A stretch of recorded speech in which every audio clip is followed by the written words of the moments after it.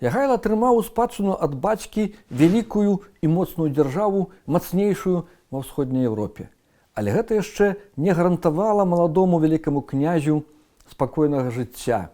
Ён мусіў сябе праявіць як кіраўнік дзяржавы, здабыць аўтарытэт сярод старэйшых і больш заслужаных гедымінавічаў. Ягоныя дзядзькі і старэйшыя браты кіравалі агромністымі удзеламі і маглі прэтэндаваць таксама па праву нараджэння прыналежнасці да манархічнага роду на вялікакняжанне.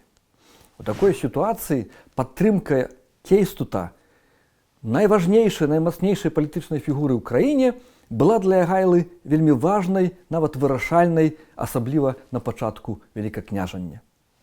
Аднак ужо праз некалькі месяцаў палітычная стабільнасць у краіне была парушаная, бо ў Ягайлы ўзніклі канфлікты са старэйшымі адзінакроўнымі братамі, старэйшымі альгердавічамі ад першага шлюбу Альгерда. І найперш з полацкім князем Андрэем, самым заслужаным дзяржаўным дзеячам сярод альгердавічаў.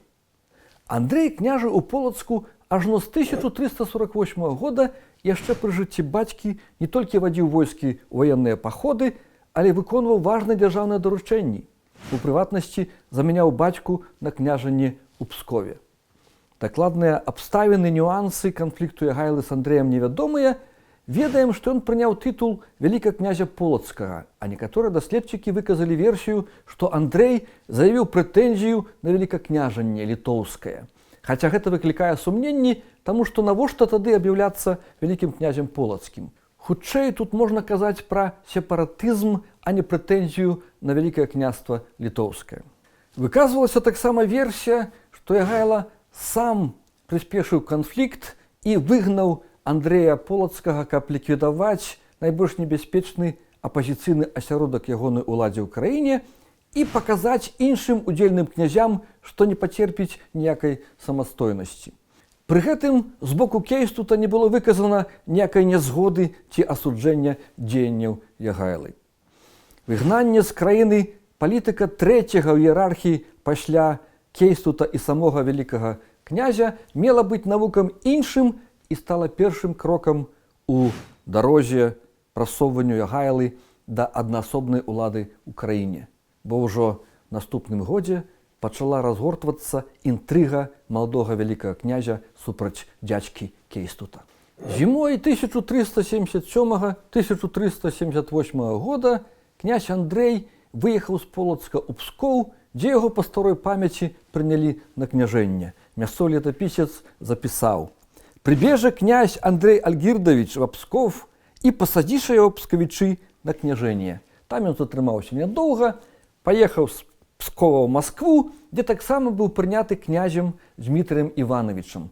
Уже московский летописец записал: «Приет его князь великий Дмитрий Иванович в любовь».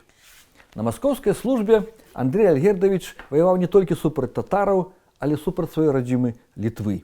У жніўні 1378 года маскоўскае войска з яго удзелам разбіла татараў на рацэ Вожы.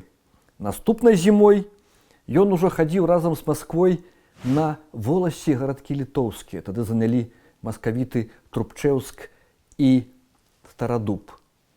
Таксама ў гэтым паходзе удзельнічаў яшчэ адзін гедымінавіч, князь Дмітрый Михайлович па мянушцы Баброк, сын Карыята, які выехаў у Маскву яшчэ пры жыцці Альгерда. Іх блізкі сваяк, бранскі трубчэўскі князь Дмітрый Альгердович не стаў бараніцца, а разам з сям'ёй перадаўся маскоўскаму князю і атрымаў ад яго валодання Пераслаў Залескі. Усе трое гедымінавічаў бралі чынны ўдзел у бітве з татарамі на Куліковым поле. Это знакавая для расейцаў бітве, і перамога ў ёй в значнай меры іх заслуга. Выказвалася нават версія, што Андрэй Альгердович быў фактычным галоўнакамандуючым маскоўскім войскам.